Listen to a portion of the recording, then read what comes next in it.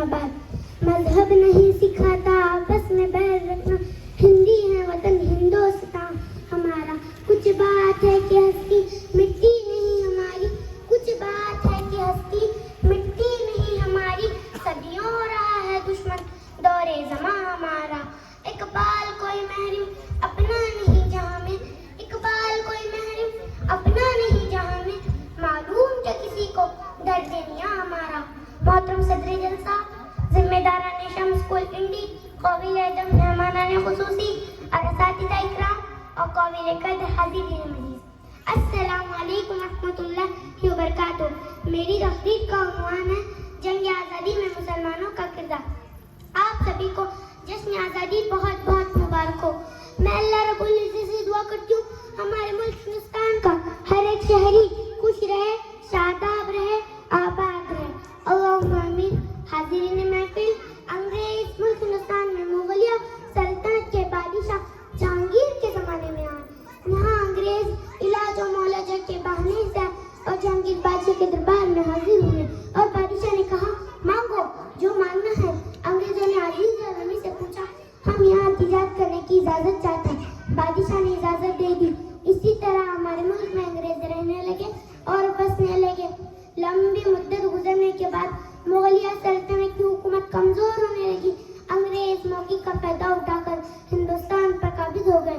मोहतरम हाज़िरीन, हमारा देश हिंदुस्तान 15 अगस्त 1947 को आज़ाद हुआ, लेकिन ये जंग आज़ादी की तारीख बहुत पुरानी है। ये जंग आज़ादी की तारीख 1680 से पहले शुरू होती है, यानी 330 साल से ज़्यादा पुरानी है।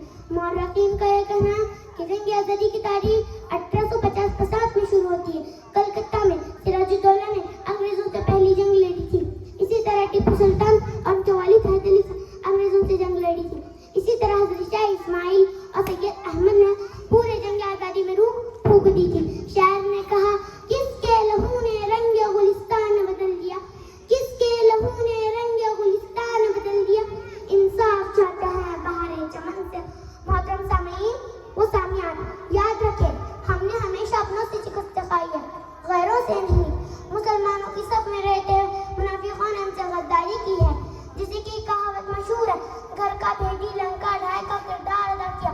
अगर बंगाल में सिराजुद्दौला से मीर जाफर की बगावत न होती, अगर टीपू सुल्तान और उनके वालिद हैदर अली मीर सादिक की सरकशी न होती, अगर बिहार में बेगम ज़ीनत महल के साथ नेपाल के गोरखों की खियानत न होती, तो तहरीक-ए-शहीदान अफगानिस्तान सरहद के पठानों की गद्दारी न होती, तो हिंदुस्तान का परचम 250 साल पहले ही लहराया होता। इस मुल्क के पहले वजीर आजम पंडित जवाहरलाल की शहादत सुन ले।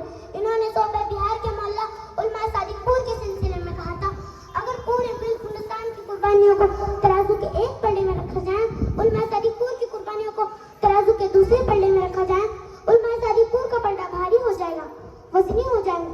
इन अशारों के साथ मैं अपनी तकरीर खत्म करती हूँ। सरफरोशी की तमन्ना अब हमारे दिल में, सरफरोशी की तमन्ना अब हमारे दिल में, देखना है जोर कितना बाजू है कातिल में। ऐ शहीद मुल्क और मिल्लत मैं तेरे ऊपर निसार, ऐ शहीद मुल्क और मिल्लत मैं तेरे ऊपर निसार। अब तेरी हिम्मत का जजा गैर की महफिल में, खींच कर लाए हैं सबको कत्ल होने की उम्मीद, खींच कर लाए हैं सबको कत्ल होने की उम्मीद। आशिकों का आज छमकर पहुंचे कातिल में है। वक्त आने दे बता देंगे तुझे ऐ आसमां, वक्त आने दे बता देंगे तुझे ऐ आसमां। हम अभी से क्या बताएं क्या हमारे दिल में है। खून से खेलेंगे होली गर वतन मुश्किल में है, खून से खेलेंगे होली गर वतन मुश्किल में है। सरफरोशी की तमन्ना अब हमारे दिल में। मैं अपनी तकरीर खत्म करती हूँ।